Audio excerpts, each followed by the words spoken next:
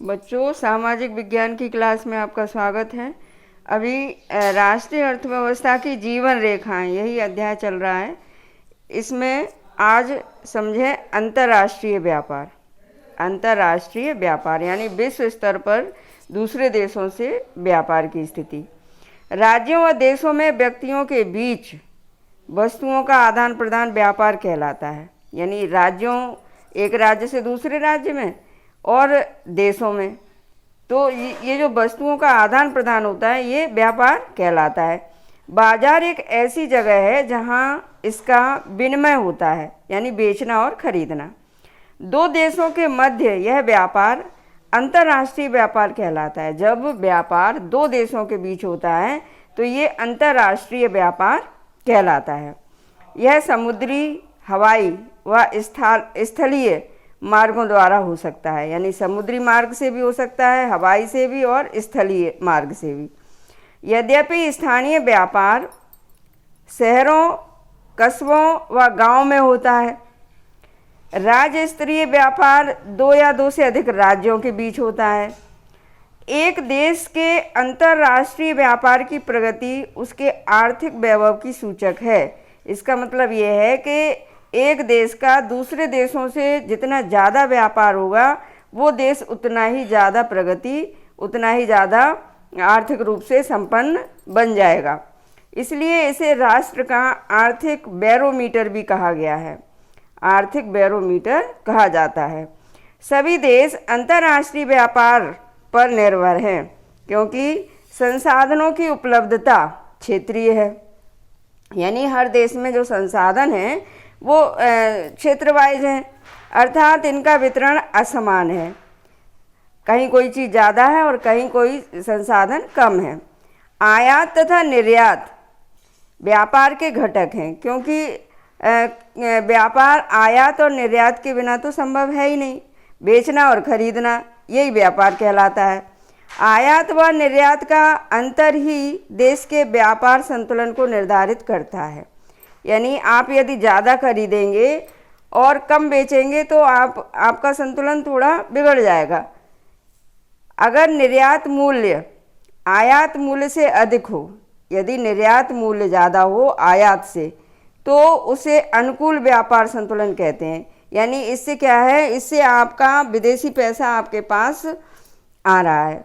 इसके विपरीत यदि निर्यात अपेक्षाकृत अधिक और आयात कम है या निर्यात महंगा है, वो निर्यात सस्ता है और आयात महंगा है, तो असंतुलन की स्थिति होगी। विश्व के सभी भौगोलिक प्रदेशों तथा सभी व्यापारिक खंडों के साथ भारत के व्यापारिक संबंध हैं। भारत में निर्यात होने वाली प्रमुख वस्तुएं कौन कौन सी हैं? रत्न व जवाहरात, रसायन एवं संबंधित उत्पाद, रसायन से संबंधित उत्पाद तथा कृषि एवं संबंधित उत्पाद, ये हमारे यहाँ की निर्यातक वस्तुएं हैं। भारत में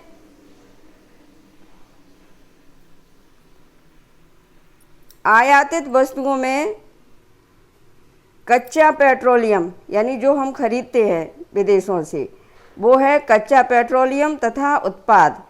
रत्न व जवाहरात, आधार धातुएं, मशीनें, कृषि व अन्य उत्पाद ये भी खरीदते हैं। भारत अंतर्राष्ट्रीय स्तर पर एक सॉफ्टवेयर महाशक्ति के रूप में उभरा है। यानी अंतर्राष्ट्रीय स्तर पर भारत की स्थिति बहुत अच्छी मानी जा रही है तथा सूचना प्रौद्योगिकी के माध्यम से अत्यधिक विदेशी मुद्रा अर्जित कर भी रहा है हमारा भारत। अब देखिए, पर्यटन एक व्यापार के रूप में पर्यटन उद्योग भी है। पिछले 3 दशकों में भारत में पर्यटन उद्योग में महत्वपूर्ण वृद्धि हुई है। पर्यटन का मतलब है कि विदेशी जो है हमारे यहाँ घूमने के लिए आए, ये पर्यटन उद्योग, इनसे भी लाभ होता है। 150 लाख से अधिक व्यक्ति पर्यटन उद्योग में प्रत्यक्ष रूप से संलग्न है हमारे यहाँ। मतलब हमारे यहाँ के भी इधर से उधर घूमने के लिए जाते हैं, इससे पर्यटन उद्योग विकसित होता है और विदेशी भी आते हैं। तो इस तरह से पर्यटन उद्योग से विकसित होने से भी काफ़ी धन मिलता है। पर्यटन राष्ट्रीय एकता को प्रोत्साहित करता है तथा स्थानीय हस्तकला व सांस्कृतिक उद्यमों को प्रश्रय देता है, आश्रय देता है। अंतर्राष्ट्रीय स्तर पर यह हमें संस्कृति और विरासत की समझ विकसित करने में सहायक है, क्योंकि अंतर्राष्ट्रीय स्तर पर विदेशी संस्कृति से हम लोग और विरासतों से हम लोग परिचित होते हैं। विदेशी पर्यटक भारत में विरासत पर्यटन, पारि पर्यटन, रोमांचकारी पर्यटन, सांस्कृतिक पर्यटन, चिकित्सा पर्यटन तथा व्यापारिक पर्यटन के लिए आते हैं। मतलब इतने उद्देश्यों को लेकर के विदेशी पर्यटक भारत आते हैं। देश के विभिन्न भागों में पर्यटन की अपार संभावनाएं हैं।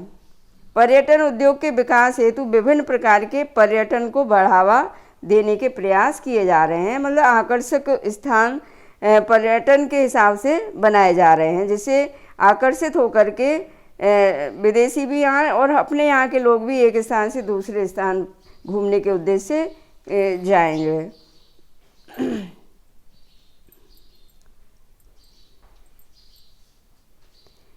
अब इसमें देखिए, भारत के मानचित्र पर अपने राज्य, केंद्र शासित प्रदेश में स्थित प्रमुख स्थल को प्रदर्शित करें। नक्शे में आप अपने भारत के राज्य और केंद्र शासित प्रदेश ये प्रदर्शित करना है और इसका देश के अन्य भागों से रेल, सड़क, वायु मार्ग द्वारा संपर्क भी दिखाना है। ये आप लोग कक्षा में कार्य करेंगे। आपके राज्य, केंद्र शासित प्रदेश में किस प्रकार का पर्यटन विकसित किया जा सकता है और क्यों? आपके राज्य, केंद्र शासित प्रदेश में किन क्षेत्रों को पर्यटन हेतु विकसित किया जा सकता है और क्यों?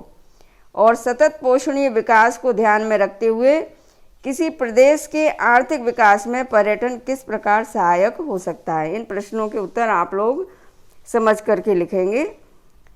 अब देखिए,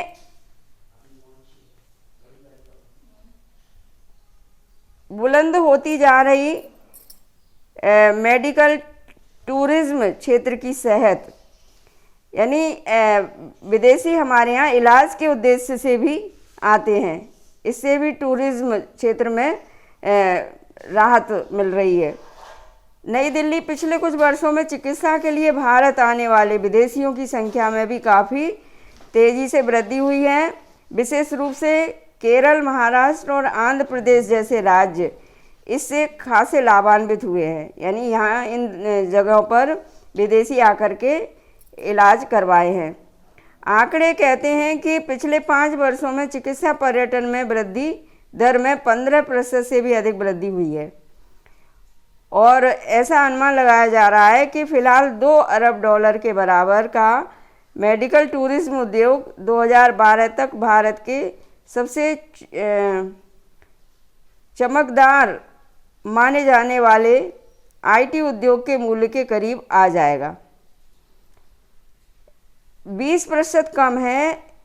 यही नहीं, अस्पतालों में बेड पाने की प्रतीक्षा सूची भी अन्य विकसित देशों की तुलना में भारत में काफ़ी कम है। यानी प्रतीक्षा नहीं करनी पड़ती है मरीजों को। भारतीय चिकित्सा, खासकर शिल्प चिकित्सा और भारत में ठहरने का खर्च, यहाँ आकर के रहने का खर्च भी विदेशों में स्थित अन्य अस्पतालों और होटलों की तुलना में काफ़ी कम है। ठहरना भी ऐसी वैसी जगह नहीं, बल्कि बेहतरीन और आलीशान होटलों में मतलब ठहरने की सुविधाएं, उन्हें काफ़ी अच्छी सुविधाएं मुहैया कराई जाती हैं, दी जाती हैं। तो इस प्रकार से पर्यटन उद्योग हमारे यहाँ यानी मेडिकल टूरिज्म उद्योग काफ़ी विकसित स्थिति में है। महज 3 वर्ष पहले तक भारत में इलाज वाले लोगों में विदेशियों की संख्या केवल कुछ ही प्रतिशत थी, लेकिन अब जो है इसमें इस संख्या में काफ़ी वृद्धि हो गई है और अधिकांश संख्या थाईलैंड, इंडोनेशिया, अफ्रीका, यूनान और ब्रिटेन के लोग यहाँ आते हैं इलाज हेतु जो है। तो बच्चों, आज की क्लास यहीं समाप्त होती है और ये चैप्टर भी आज पूरा हो गया है। इसके प्रश्न उत्तर आपको लिखने के लिए दिए जाएंगे। धन्यवाद।